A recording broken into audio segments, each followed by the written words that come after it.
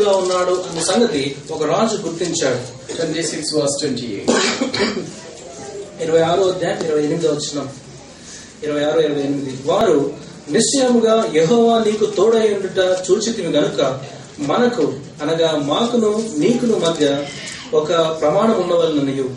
We have seen that the Lord is with you. నిశ్చయముగా యెహోవా నీకు తోడై ఉన్నాడు. Now I would like to ask you a simple question. ఇంకొక సామాన్యమైన ప్రశ్న మిమ్మల్ని How అడగాలనుకుంటున్నాను. many times this statement is made with respect to the people in the Bible? బైబిల్లో ఇతరత్ర వ్యక్తుల గురించి ఈ యొక్క మాట ఎన్నిసార్లు చెప్పబడింది? How many Gentiles could see God in the lives of a believer? ఒక విశ్వాసి యొక్క జీవితంలో దేవుడు తోడుగా ఉన్నాడన్న సంగతి అన్యులు గుర్తించుట ఎన్నిసార్లు ప్రస్తావించబడింది? Could you understand the question? ప్రశ్న అర్థమైందా మీకు? Now you can guess the answer. ఇప్పుడు సమాధానం గెస్ చేయండి. అంత గట్టిగా ఆలోచించొద్దండి, మాకు కూడా నిద్ర వస్తుంది. అంత గట్టిగా ఆలోచిస్తే ఏమని అర్థం అంటే ఇంకేం చెప్తారులేండి, చాలండి, ఇంకా ఆపేది, ఫోన్ చేసి బయలుదేరుతామని అర్థం. అంతేనా? ఓకే, జవాబు చెప్పండి. ఒక్కసారి ఇన్కరెక్ట్. ఇంకా తెలిసి చెప్పట్లేదా, తెలియక చెప్పట్లేదా, ఈయనే చెప్తాడులే అని చెప్పట్లేదా? I do not really understand you. I can understand at least the scriptures, but I cannot understand the saints in Kuwait. లేఖనాలైతే అర్థం చేసుకోగలుగుతున్నారు కానీ కువైట్ లో ఉన్న పరిస్థితులను అర్థం చేసుకోలేకపోతున్నారు. Okay. How many Gentiles could see God in a believer's life? ఎంతమంది అన్యజనులు అన్నిళ్ళు విశ్వాసుల్లో దేవుడు ఉన్నాడని చూచారు. How many times it's mentioned in the Bible? ఎన్నిసార్లు అది బైబిల్లో చెప్పబడింది? This all your silence indicates that you are not at all reading the scriptures. మరి మీ మౌనం ఏం చెప్తుందంటే మీరు ఎంత మాత్రం బైబిల్ చదవట్లేదు అని. ఏదో ఉదయం ఆఫీస్కి వెళ్ళేటప్పుడు క్యాలెండర్ లో వాకింగ్ చూసుకొని కార్లో కూర్చొని వెళ్తా ఉండేది. కరెక్టే కదా? భలే చెప్తున్నా బ్రదర్, నీకని కలిసి అంటారా? Although this is not the practice back home in India, but this is practice in the developed countries.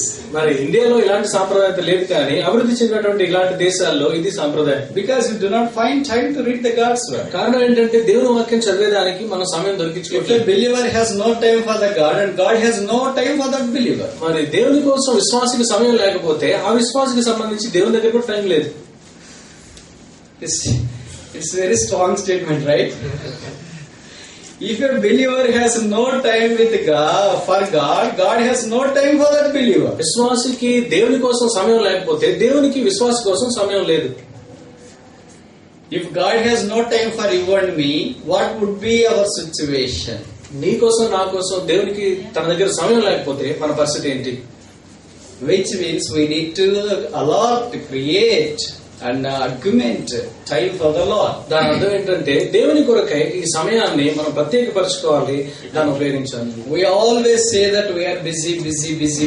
మనం ఎప్పుడు అంటాము చాలా బిజీగా ఉన్నాం అని. It's something like a phone line saying that the customer, your call is busy, please try after some time. మరి అది phone line లాగా ఉంటుంది. కొన్నిసార్లు ఫోన్ లైన్ చెప్తుంది మీరు ప్రయత్నం చేస్తున్న వ్యక్తి బిజీగా ఉన్నారు, దయచేసి తర్వాత బాగా ప్రయత్నించండి.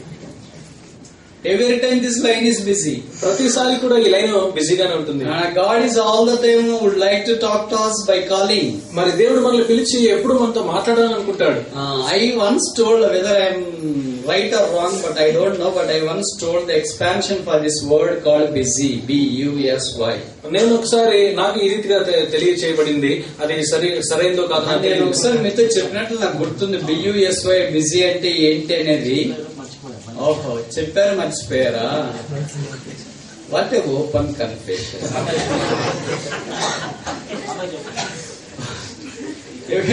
The word busy is written only once in the Bible. ఈ బిజీ అనేటువంటి మాట బైబిల్లో ఒకేసారి రాయబడింది. That is in King James version. అది కింగ్ జేమ్స్ వర్షన్ లో. But that's not in a positive context. మరి అది మంచి దృక్పథంతో చెప్పబడలేదు. Paul was not busy. పౌలు బిజీగా లేడు. Peter was not busy. పేతురు బిజీగా లేడు. Jesus was not busy. యేసు ప్రభు బిజీగానే లేడు. Billy Graham was not busy. Billy Graham గారు బిజీగా లేడు. Singh was not busy. భక్సింగ్ గారు బిజీగా లేడు. We are busy. కానీ మనం బిజీగా. What does it say? దాని అర్థం అదేం చెప్తుంది? We are more than they. మరి మనం వాళ్ళకంటే గొప్పవాళ్ళం. Are we more than they? మరి వాళ్ళకంటే గొప్పవారమా? Are we more than Jesus Christ? మనం యేసు ప్రభు కంటే గొప్పవారమా? Are we more than Paul? పౌలు కంటే గొప్పవారమా? పేతురు కంటే No, గొప్పవారమా? absolutely not. ఖచ్చితంగా కానే కాదు. How can they manage all these things? మరి వాళ్ళు ఈ విషయాలన్నింటినీ ఎలా మేనేజ్ చేయగలిగారు? Because they have a right relationship with God. కారణం ఏంటంటే వారు దేవునితో సరైన సంబంధం కలిగి Why ఉన్నారు. we are not managing all these things? కానీ ఇవన్నీ విషయాలు మనం ఎందుకు మేనేజ్ We have చేయలేము? no right relationship with God. ఎందుకంటే దేవునితో మనకి సరైన సంబంధం లేదు. Everybody manages time. మరి ప్రతి ఒక్కరు కూడా ఈ సమయాన్ని ఉపయోగించుకుంటారు. You might have seen the President of America is considered to be one of the most busiest person in the world. మరి ఈ ప్రపంచంలోకెల్లా అమెరికా అధ్యక్షుడు ప్రపంచంలో అందరికంటే బిజీగా ఉండే వ్యక్తి అని The most busiest person in the world is Barack Obama. మరి బరాక్ ఒబామా అనే వ్యక్తి ప్రపంచంలోకెల్లా చాలా బిజీగా ఉండే వ్యక్తి. If you were in the White House, ఒకవేళ వైట్ హౌస్ లో ఉంటే do you find time for reading Bible or praying and attending family? మరి బైబిల్ చదివేదాని కొరకు, ప్రార్థన చేసేదాని కొరకు, కుటుంబంతో సమయం గడిపేదాని కొరకు సమయం ఉంటుందా? But if you watch the news in TV, CNN or Fox News or BBC or in the newspapers, you will see that he will make time to spend time with his wife, kids, with his dog, playing in the beaches, taking part in the swimming, and move all the regular activities like you and I do. మరి news channels లో కనుక చూస్తే CNN కానీ, pox కానీ, BBC కానీ ఇలాంటి channels చూస్తే ఆయన దైనందిన జీవితం గురించి చెప్పబడుతుంది. మరి తను కుటుంబంతో సమయం గడుపుతాడు, భార్య బిడ్డలతో ఉంటాడు, కుక్కతో కూడా సమయం గడుపుతాడు, ఆ తర్వాత బీచ్ కి వెళ్తాడు. ఇవన్నిటికీ ఆయన దగ్గర సమయం ఉంది. How can a US president will find time for all these things? మరి ఇవన్నీ విషయాల కొరకు అమెరికా దేశ అధ్యక్షునికి సమయం ఎలా దొరుకుతుంది? We do not have even time for prayer and reading the Bible. మరి బైబిల్ చదువుకొని ప్రార్థన చేసుకోవడానికి మన దగ్గర సమయం లేదు. Because we don't have right relationship with God. కారణం ఏంటంటే దేవునితో సరైనటువంటి సంబంధం కలిగి లేము. So what is the expansion for a word called BUSY, busy? BUSY అన్న వర్డ్ కి పూర్తి అర్థం ఏంటి? Being under Satan's yoke. Being under Satan. సాతాను యొక్క కాడి కింద ఉండుట. B means being, U means under, S means Satan's, Y means yoke. Being under Satan's yoke. సాతాను యొక్క కాడి క్రింద ఉండుట. So a person, if he says that he is busy, it means that he is under the yoke of devil. మరి ఎవరైతే బిజీగా ఉన్నారనే పదాలు ఆ మాటలు వాడతారో అతను సాతాను యొక్క కాడి కింద ఉన్నాడని. Now I would like to ask you a question. How many of you are busy? ఇప్పుడు నేను మిమ్మల్ని ఈ ప్రశ్న అడగాలనుకుంటున్నాను. మీలో ఎంతమంది బిజీగా ఉన్నారు? Now you tell me, brother, I am busy. ఇప్పుడు మీరు చెప్పండి, సోదరుడు నేను బిజీగా ఉన్నాను అని. Busy means being under Satan's yoke. మరి బిజీ అంటే సాతాను యొక్క కాడి క్రింద ఉండుట. That's only once mentioned in the Bible. అది బైబిల్లో ఒకే ఒక్కసారి చెప్పబడింది. I guess 2 Kings chapter 20 verse 40. మరి 2వ రాజుల గ్రంథము 20వ అధ్యాయం 40 వచనం అనుకుంటున్నాను. 1 Kings chapter 20 verse 40. మొదటి రాజులు 20వ అధ్యాయం 40 వచనం. King James version. If somebody has King James version, And as thy servant was busy here, This is only occasion. The word busy is mentioned in the King James version in the Bible. మరి king James version లో బైబిల్లో కేవలం ఒకే ఒక్కసారి ఈ busy అన్నమాట రాయబడింది. 1 Kings chapter 20 verse 40. మొదటి రాజులు 20వ అధ్యాయం 40 వచనం. తెలుగులో మనకు అక్కడ ఇక్కడ తిరుగుతుంటే అని రాశారు. బిజీ అంటే అర్థం ఏంటంటే అక్కడ ఇక్కడ తిరిగేది అని అర్థం.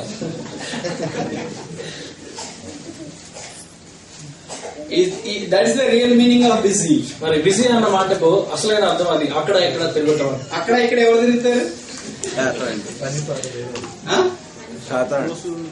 Very good. When God questions devil in relation to book of Job chapter 1, యోబు గ్రంథంలో మొదటి అధ్యాయంలో దేవుడు సాతాను అడుగుతున్నప్పుడు, where do you come from? నువ్వు ఎక్కడి నుంచి వచ్చావంటే, He said, అటు ఇటు తిరుగుతా ఇక్కడికి వచ్చిన. Everybody who roams around, who has no destination and motivation and aim, is considered to have the spirit of the devil. మరి ఎవరైతే ఒక ప్రణాళిక లేకుండా, ఒక గమ్యం లేకుండా, లక్ష్యం లేకుండా అక్కడెక్కడ తిరుగుతూ ఉంటారో వాళ్ళు ఇలాంటి శత్రువు యొక్క ఆత్మ కలిగి ఉన్నారని చెప్పొచ్చు. So the overall summary of this message is that we need to focus our attention and time and energies upon reading the God's word and try to see the person who is concealed there called Jesus Christ. ఈ message యొక్క ఈ యొక్క ప్రసంగం యొక్క సారాంశం ఏంటంటే మనకున్నటువంటి జ్ఞానము, తెలివితేటలు, మనకున్నటువంటి బలం అంతా కూడా ఈ లేఖనాల్లో దాచబడినటువంటి యేసుక్రీస్తు ప్రభువుని కనుగొనే దాని కొరకై వెచ్చించాలని. For about 5 people it's mentioned that God was with them. మరి దేవుడు by Gentiles. మరి దేవుడు వారికి తోడుగా ఉన్నాడు అన్న సంగతి అన్ని జనులు గుర్తించేటువంటి విషయం 5 సార్లు 5 గురించి చెప్పబడింది. And this is the first occasion where it is written in the Bible in relation to Isaac. ఇస్సాకు గురించి మొట్టమొదటిసారిగా ఇది రాయబడింది. And we are not going to look into all the 5 occasions. మరి 5 సందర్భాలు మనం చూడం. కానీ what I would like to emphasize here is that ఇక్కడ నేను చెప్పాలనుకుంటుంది ఏంటంటే, God opened the eyes of Hagar. దేవుడు హాగరు యొక్క కన్నులు తెరిచాడు. And she discovered a fountain close by her. మరి తనకు దగ్గరలోనే ఆ జల ఊట తనకు కనుగొంది. As long as our eyes are open, we cannot discover the fountain of the water which is Jesus Christ hidden in the scriptures. మరి ఈ లేఖనాల్లో దాచబడినటువంటి యేసుక్రీస్తు అనేటువంటి ఈ ఊటను మన కన్నులు తెరవడేంత వరకు మనం కనుగొనలేము. So we have to discover this fountain just by opening our eyes. మన కళ్ళు తెరవబడుట ద్వారా ఈ ఊటను మనం కనుగొనగలం. Who will open my eyes? ఇప్పుడు ఎవరు నా కన్నులు తెరుస్తారు? I cannot open my eyes by myself. నా స్వతహాగా నేను నా కన్నులు తెరుచుకోలేను. Other believer cannot open my eyes by his help. మరి తన యొక్క సహాయం ద్వారా తోటి విశ్వాసి నా కన్నులు తెరవలేడు. Only one can open our eyes. మన కన్నులు ఒకే ఒక్క వ్యక్తి తెరవగలడు. That is Jesus Christ. ఆయనే యేసుక్రీస్తు. Open my eyes that I may behold wondrous things out of thy law. మరి నీ యొక్క ధర్మశాస్త్రంలో దాగి ఉన్నటువంటి గొప్ప సంగతులు చూసే దాని కొరకు నా కన్నులు తెరవము. So Isaac was associated with Beersheba. ఇస్సాకు ఈ బేర్షెబాతో అనుబంధం కలిగి ఉన్నాడు. And he has dug a well at Beersheba. ఈ బేర్షెబాలో అక్కడ ఒక బావి తవ్వాడు. And Beersheba has a significance in relation to the word of God. దేవుని యొక్క వాక్యానికి సంబంధించి ఈ బేర్షెబాకి చాలా ప్రాముఖ్యత ఉంది. So we have considered 4 important things in relation to Beersheba. బేర్షెబాకు సంబంధించి 4 ప్రాముఖ్యమైన విషయాలు ఇప్పటి వరకు చూసాం. Number 1, Beersheba is a place where God hears. మొట్టమొదటిగా బేర్షెబా అనేటువంటి స్థలంలో దేవుడు మన మొరను వింటాడు. And secondly, Beersheba is a place where God calls us by name. రెండోదిగా ఈ బేర్షెబా అనే స్థలంలో దేవుడు మనల్ని పేరు పెట్టి, మన సొంత పేరు పెట్టి పిలుస్తాడు. Thirdly, Beersheba is a place where God comforts us. మూడోదిగా ఈ బేర్షెబా అనే స్థలంలో దేవుడు మనల్ని ఆదరిస్తాడు. And fourthly, Beersheba is a place where God opens our eyes. నాలుగోదిగా ఈ బేర్షెబా అనే స్థలంలో దేవుడు మన కన్నులు తెరుస్తాడు. Fifthly and finally, ఐదోది ఆఖరిది Genesis chapter 21, 21వ అధ్యాయం ఆదికాండం verse 18. 18వ వచనం. 18 నీవు లేచి ఆ చిన్నవాణి లేవనెత్తి నీ చేత పట్టుకొనుము, వాణ్ణి గొప్ప జనముగా చేసేదనని ఆమెతో అనెను. Beersheba is a place where God blesses. బేర్షెబా స్థలంలో దేవుడు ఆశీర్వదిస్తాడు. I will make this lad great. మరి ఈ యొక్క బాలుడిని నేను ఆశీర్వదిస్తాను. That is the blessing of God in relation to Ishmael. ఇష్మాయేలుకు సంబంధించి దేవుడు ఇచ్చిన ఆశీర్వాదం అది. And you people are seated in the Middle East in this blessing. మరి ఈ యొక్క ఆశీర్వాదంలోనే మీరు ఇక్కడ ఈ మిడిల్ ఈస్ట్ లో కూర్చొని ఉన్నారు. If there were no Hagar, there were no Ishmael. మరి హాగరు లేకపోతే ఇష్మాయేల్ లేడు. And there were no Ishmael, there is no blessing in the Middle East. మరి ఇష్మాయేల్ లేకపోతే ఈ మిడిల్ ఈస్ట్ ప్రాంతంలో ఆశీర్వాదం లేదు. So you have to thank the Lord for the Hagar and his visitation to Hagar at a place called Beersheba. హాగరుని ఈ బేర్షెబా అనే స్థలంలో హాగరుని దర్శించిన దేవునికి నేను కృతజ్ఞత చెల్లించాలి. Because his God encounter with Hagar at a Beersheba has yielded matchless, limitless, boundless blessings to the whole human race, including the people who are outside the covenant of this Hagar and Ishmael. మరి ఈ బేర్షెబా అనేటువంటి స్థలంలోనే దేవుడు హాగర్ని దర్శించి తాను బయలుపరుచుకొని అక్కడ ఆశీర్వదించడం ద్వారా దేవుని నిబంధనలో లేని ప్రజలు కూడా దేవుని యొక్క ఆశీర్వాదంలో కలపబడ్డారు. Could you imagine as to how God can bless the whole nation because of a faith that a simple woman like Hagar? Hagar లాంటి ఒక సామాన్యమైన వ్యక్తి కలిగి ఉన్నటువంటి విశ్వాసాన్ని బట్టి దేవుడు ఒక జాతిని, ఒక జనాంగాన్ని ఈ స్థాయిలో ఆశీర్వదించడానికి మనం ఊహించగలమా? Could you now imagine all the blessings of it, this Middle East is just because of Abraham and Hagar? మరి అబ్రహామును బట్టి, హాగర్ని బట్టి మాత్రమే ఈ మిడిల్ ఈస్ట్ అంతటికి దేవుడు ఇంత ఆశీర్వాదం ఇచ్చాడన్న సంగతి మనం నమ్మగలమా? Could we comprehend and fathom as to how God can bless these whole nations just because of the obedience of a simple people like Abraham and Hagar. మరి అబ్రహాము హాగర్ లాంటి ఒక సామాన్యమైన వ్యక్తులు చూపించేటువంటి ఆ చిన్న విశ్వాసాన్ని బట్టి దేవుడు ఇక్కడ ఉన్నటువంటి దేశాలన్నింటినీ మరి ఎంతోగానో ఆశీర్వదించాడన్న సంగతిని మనం ఊహించగలమా? We cannot comprehend. మనం ఊహించలేము. The ways of God are deep in the sea. మరి దేవుని యొక్క మార్గాలు ఆ సముద్రం అగాధ జలం లాంటివి. The thoughts of God are higher than the skies. దేవుని యొక్క ఆలోచనలు ఆకాశం కంటే ఉన్నతమైనవి. Today we have entered into the spiritual blessings. ఈ రోజు మనము ఆత్మీయమైన ఆశీర్వాదాల్లోనికి అడుగు పెట్టాం. And we do not need to have all these material blessings that were granted unto Hagar and Ishmael. హాగరుకి ఇష్మాయిల్కి దేవుడు అనుగ్రహించినటువంటి భౌతికమైన ఆశీర్వాదాలు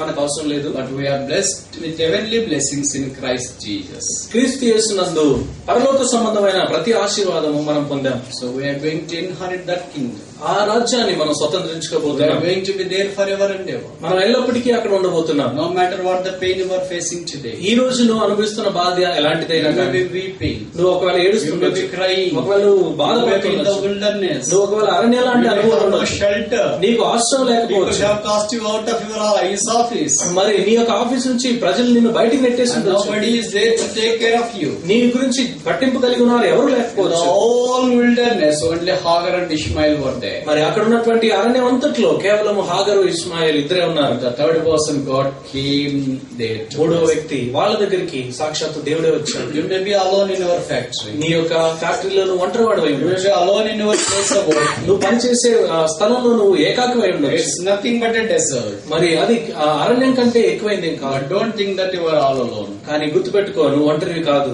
Somebody asked C.S. Spurgeon as to how you prepare sermons all alone. మరి ఒకసారి సిఎస్ స్పర్జన్ గారిని ఒక వ్యక్తి అడిగాడంట, నువ్వు ఒక్కడే ఏ రకంగా ఇన్ని మెసేజ్లు ప్రిపేర్ అవుతావు? The person who questions C.S. Spurgeon is also a believer. మరి తను ప్రశ్నించినటువంటి వ్యక్తి కూడా విశ్వాసే. Then C.S. Spurgeon said, you forgot the other person is also with me, right? మరి నాతో ఉండేటువంటి ఇంకొక వ్యక్తి నువ్వు మర్చిపోయావు కదా? That person is Jesus ఆ Christ. వ్యక్తి యేసు ప్రభు. We are not alone. మనం ఒంటరిగా లేము. Christ is with us. క్రీస్తు మనతో ఉన్నాడు. He is a never failing, never changing God. ఆయన ఎప్పుడు ఓడిపోయేవాడు కాదు, Never మారిపోయేవాడు కాదు, forgetting, never forsaking God. ఎప్పుడు మర్చిపోయి వదిలేసేవాడు కాదు. And He is always willing to be with us. ఆయన ఎల్లప్పుడూ మనతో ఉండటానికి ఇష్టపడేవాడు. Today you can come unto Him. ఆయన దగ్గరికి ఈ రోజు నువ్వు రావచ్చు. Lord, I think I am alone. ప్రభువా, నేను అనుకుంటాను నేను And ఒంటరిని, I am feeling I am in the wilderness. నేను అరణ్యంలో ఎడారిలో ఉన్నట్టు ఫీల్ How అవుతున్నాను. can I believe? How can I receive blessing? నేను నాలాంటి వ్యక్తి, నేను ఎలా ఆశీర్వాదం పొందగలను? Can I have something good from you? నీ దగ్గర నుంచి ఏదైనా మేలు నేను And పొందగలను? all outward sources say it is not possible. మరి చుట్టూ ఉన్నటువంటి ప్రతి పరిస్థితి చెప్తుంది నేను ఏది నీ దగ్గర నుంచి పొందలేను. I am in a life and death problem like this lad. ఇప్పుడు నేను చావు బతుకుల మధ్యలో ఈ బాలుడు వలె ఉన్నాను. Unless you visit me, I cannot be revived. నువ్వు నన్ను దర్శించకపోతే నేను ఉజ్జీవింపబడలేను. Could you not listen to me? నా మొర వినవా? Could you not call me by name? నా పేరు పెట్టి నన్ను పిలవా? Could you not comfort me? నువ్వు వచ్చి నన్ను ఆదరించవా? Could you not open up my eyes? నా యొక్క కన్నులు తెరవా? Could you not bless me? నన్ను ఆశీర్వదించవా? Here I am. నేను ఇక్కడ ఉన్నాను. Receive me. ఈ యొక్క సాయంకాలం Shall we pray? ప్రార్థించుకుందాం.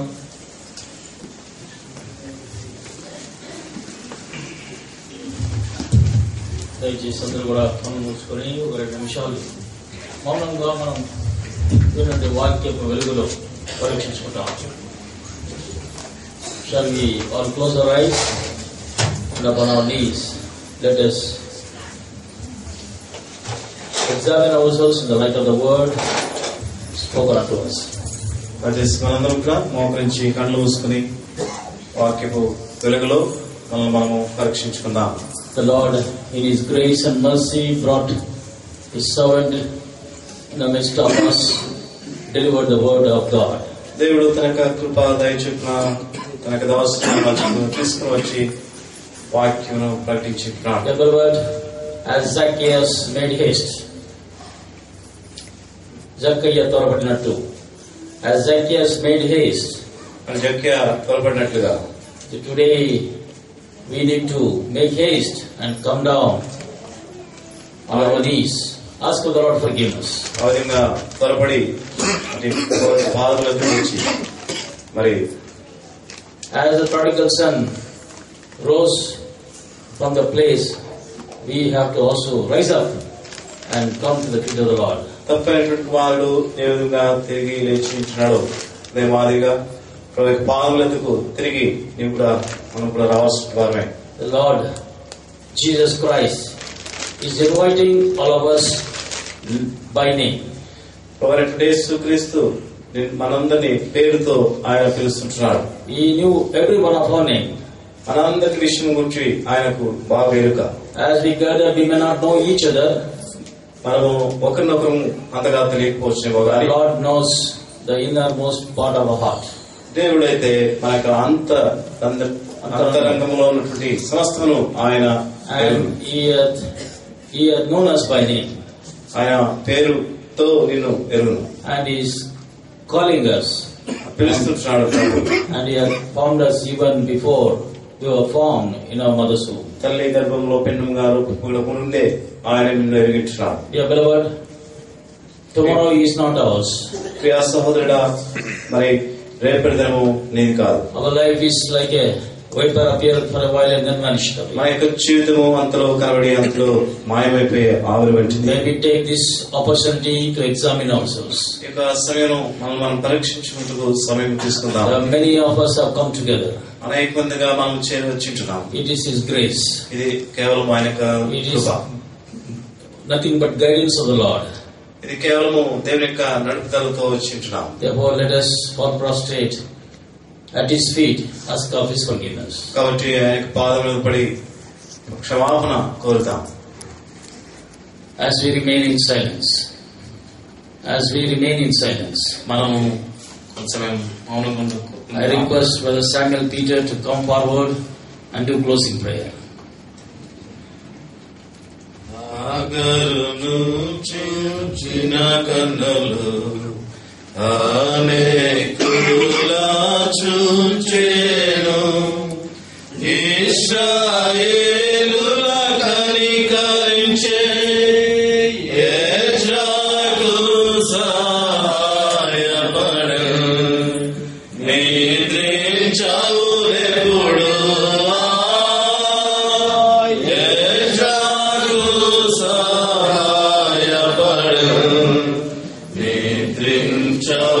ఎప్పుడు